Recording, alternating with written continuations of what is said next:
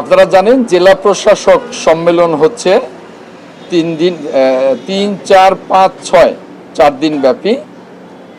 সেই সম্মেলনে আমাদের একটা ছোট্ট সেশন ছিল মুক্তিযুদ্ধ মন্ত্রণালয়ের। সেই সেশনে আমরা এসেছিলাম। মুক্তিযুদ্ধে যে স্বাধীনতার যুদ্ধে বাংলাদেশের মুক্তিযোদ্ধাদের যে অবদান, বাংলাদেশের মানুষের যে অবদান, তা নিয়ে মুক্তিযুদ্ধ মন্ত্রণালয় কি কি কাজ করছে এ নিয়েই আমরা এখানে কথা বলেছি। মুক্তিযুদ্ধ মন্ত্রণালয় আগামী দিনে যে কাজগুলো করবে তা নিয়েও কথা বলছি, আমাদের কর্মসূচি নিয়ে। আপনাদের উদ্দেশ্যেও বলতে চাই যে মুক্তিযুদ্ধ আমাদের ইতিহাসের সবচেয়ে বড় অর্জন। এই অর্জনকে আমরা লালন করি, আমরা ধারণ করি।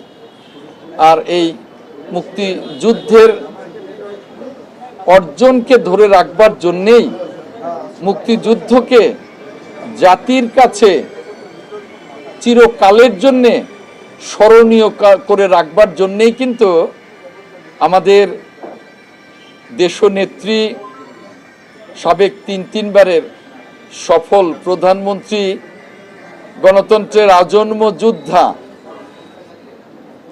যিনি মাদার অফ ডেমোক্রেসি খ্যাতিতেও ভূষিত হয়েছিলেন, মহান অভিভাবক, রাষ্ট্রের মহান অভিভাবক খ্যাতিতে ভূষিত হয়েছিলেন দেশনেত্রী ম্যাডাম খালেদা জিয়া 2023 সালে 2001 সালে মুক্তিযুদ্ধ মন্ত্রণালয় প্রতিষ্ঠা করেছিলেন।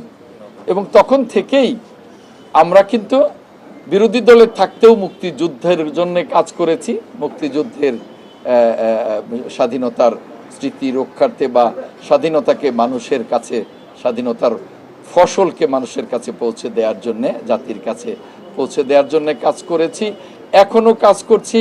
এবং আমাদের এই মুক্তিযুদ্ধ মন্ত্রণালয় এই মুক্তিযুদ্ধের সুফলকে জনসাধারণের কাছে, জাতির কাছে পৌঁছে দেবার জন্য আমরা কাজ করছি।